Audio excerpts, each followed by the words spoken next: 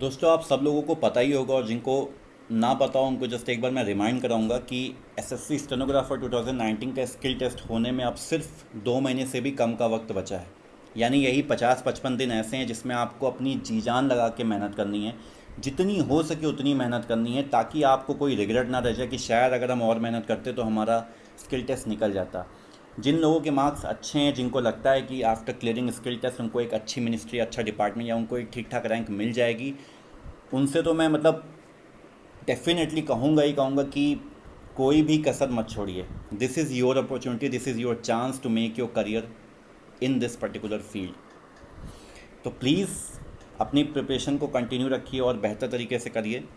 और इसीलिए ये वीडियो मैंने बनाया है। इस वीडियो में मैं आपको कुछ ऐसी बातें बताऊंगा, आपके साथ कुछ ऐसे पॉइंट्स डिस्कस करूंगा, कुछ मिस्टेक्स ऐसे डिस्कस करूंगा जो आपको अवॉइड करनी है if you are preparing for short hand, if you are preparing for this particular exam, जो कि आपको अपने दिमाग में रखनी होती है at the time of preparation, ताकि आपको एग्ज़ाम में कोई प्रॉब्लम ना आए।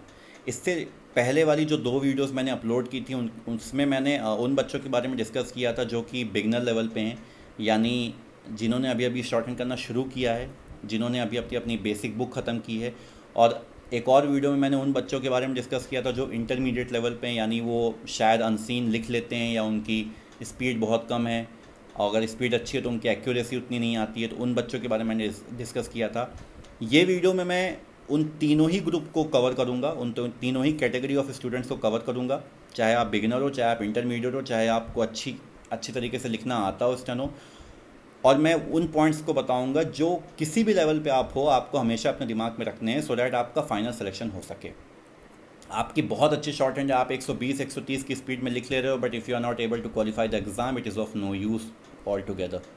तो प्लीज़ इन सारे पॉइंट्स को अच्छे से सुनिए और उनको समझने की कोशिश करिए। उन सारी बातों को मैं आपको 10 पॉइंट्स के थ्रू बताऊंगा, तो please stick to these points. दोस्तों सबसे पहला और सबसे इम्पॉर्टेंट पॉइंट वही है जो मैं आपको अपनी प्रीवियस वीडियोज़ में भी बताता आया हूँ, और वो ये है कि आपको हमेशा अपनी अप्रोच एकदम प्रोफेशनल रखनी है, जितनी ज़्यादा हो सके। प्रोफेशनल अप्रोच रखने का मतलब ये होता है दोस्तों कि आप जिस तरीके से भी प्रैक्टिस करते हैं शॉर्ट हैंड की, आपको वो सिनेरियो, वो environment in the tune of the examination रखना है।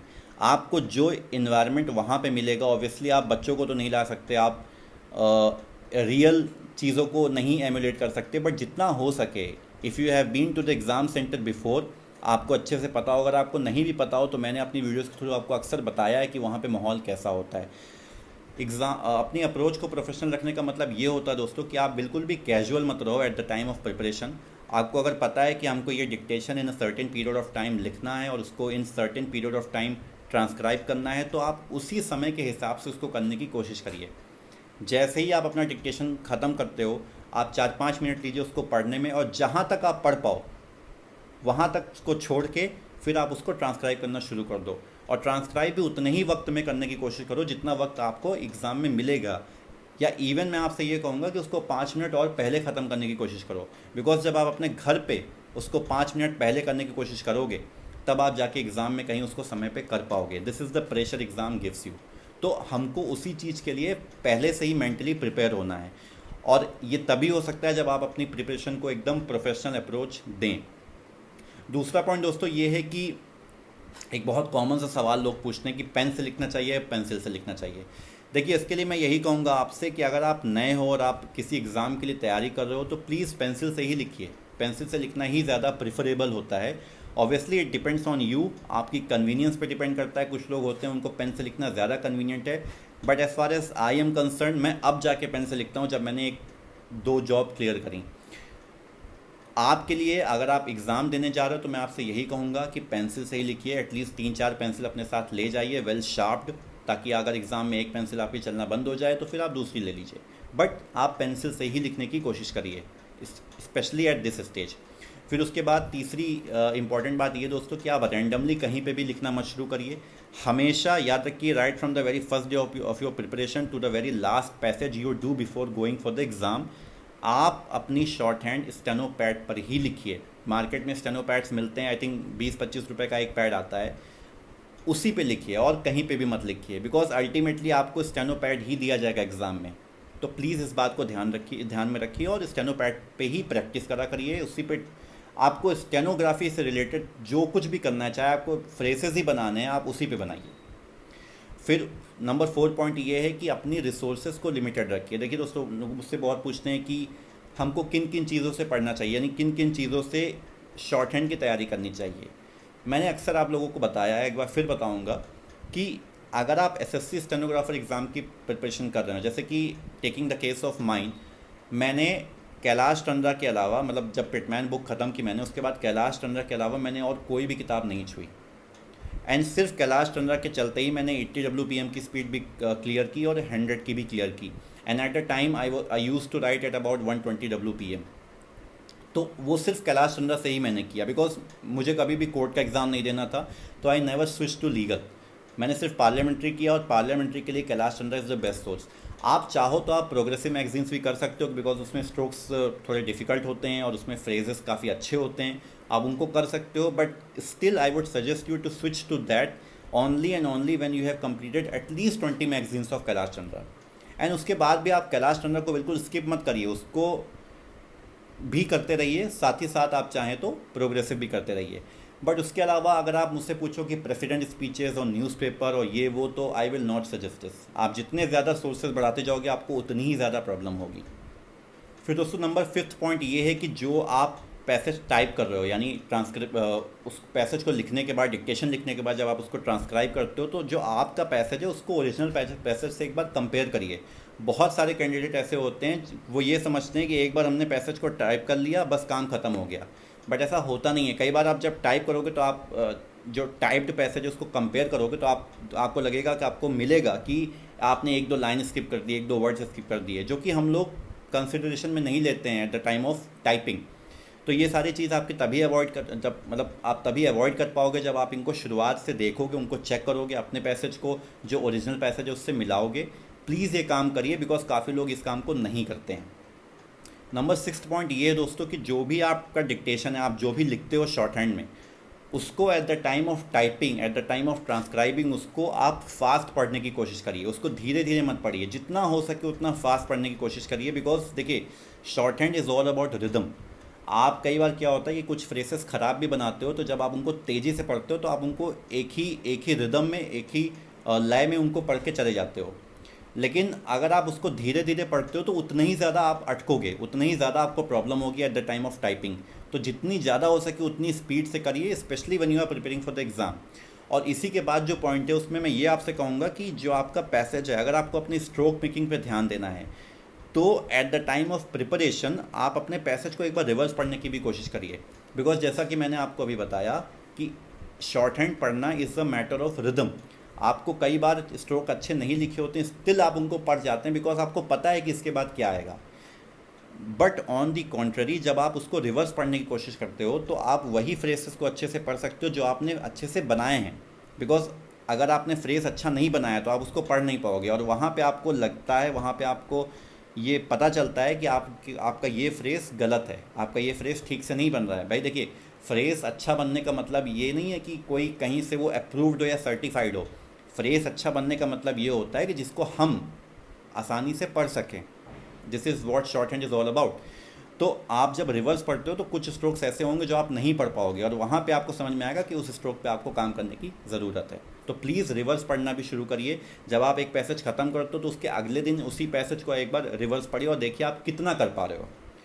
नंबर 8 पॉइंट ये दोस्तों कि फुल स्टॉप, कॉमा और पैराग्राफ, ये 3 चीज़ें ऐसे हैं जिसको लेके लोगों में बहुत सारे डाउट होते हैं। मैंने एक वीडियो बनाया था जिसमें मैंने ये बताया था कि एसएससी स्टेनोग्राफी स्किल टेस्ट को इवैल्यूएट कैसे करती है, मतलब वो मिस्टेक्स किस तरह से बनाती है।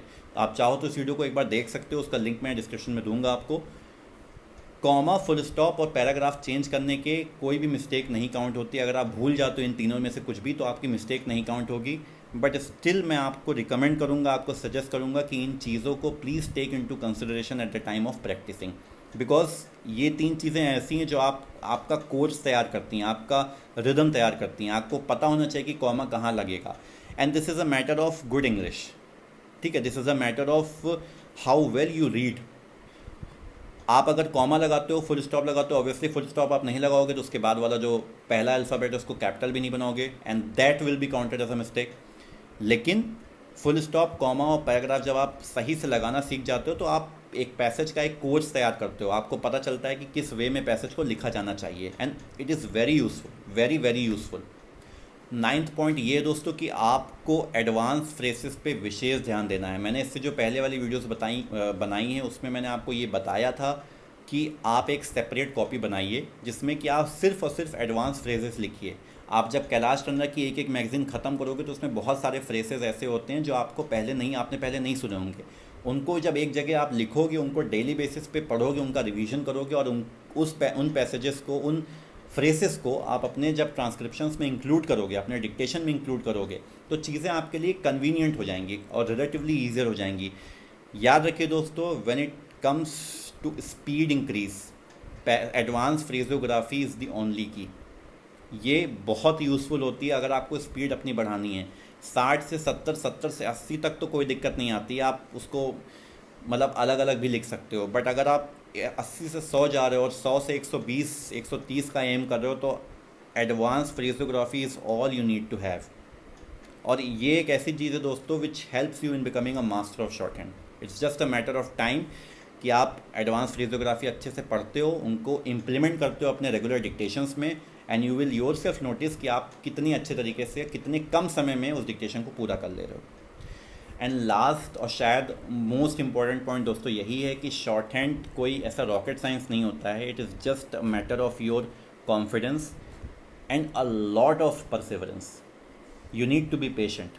ये 3 चीज़ें आपके अंदर होनी चाहिए अगर आपको इस फील्ड में कुछ अच्छा अचीव करना है। तो it is just a matter of perseverance. आपको डेली बेसिस पे करना है, उसको आपको लगे रहना है। और देखिए, जिन लोगों का एग्ज़ाम हो चुका है, जिनके मार्क्स ठीक ठाक है, उनके पास तो और कोई ऑप्शन ही नहीं बचता except to do your best, try to do your best at least for the God sake. तो आपको जितना ज़्यादा हो सके उतना ज़्यादा करना है, आपको रेगुलर रहना है, कंसिस्टेंट रहना है, एंड यू विल सी कि आप कितने अच्छे से शॉर्ट हैंड सीख जाते हो। एग्ज़ाम क्लियर करना obviously it is an aim, but एक बार जब एग्ज़ाम अच्छे से आप क्लियर कर लोगे और आपकी स्पीड अच्छी होगी तो यू विल सी कि ये एग्ज़ाम बहुत छोटा है आपके लिए। अगर आपकी स्टेनो की स्पीड अच्छी है तो आगे बहुत सारे एग्ज़ाम्स हैं और एक से एक पोस्ट हैं इसमें, इस पर्टिकुलर फॉर्मेट्स में, इस पर्टिकुलर स्किल से एक अच्छी पोस्ट आपको मिल सकती हैं। All you need to have is to do your preparation the right way. अपनी बेसिक्स को अच्छे से प्रिपेयर करिए आप। अगर आपका फाउंडेशन अच्छा होगा तो आपको आगे स्पीड इंक्रीज़ करने में कोई प्रॉब्लम नहीं होगी। With these things I would like to end this video. अगर आपको वीडियो अच्छा लगा हो तो प्लीज़ इसको लाइक करिए और चैनल को सब्सक्राइब करिए अगर आप चैनल पे नए हैं तो। इसके अलावा दोस्तों एक और बात है कि टाइपिंग के ऊपर I will make a specific video, because typing is obviously one of the most important part of our daily routine, specially when we are preparing for short hand exam. तो टाइपिंग के लिए एक dedicated video मैं बनाऊंगा और उसको I will upload very soon. तो please stay tune for that as well. तब तक के लिए take care and do as much practice as possible, because this is the time, this is your time. Good bye.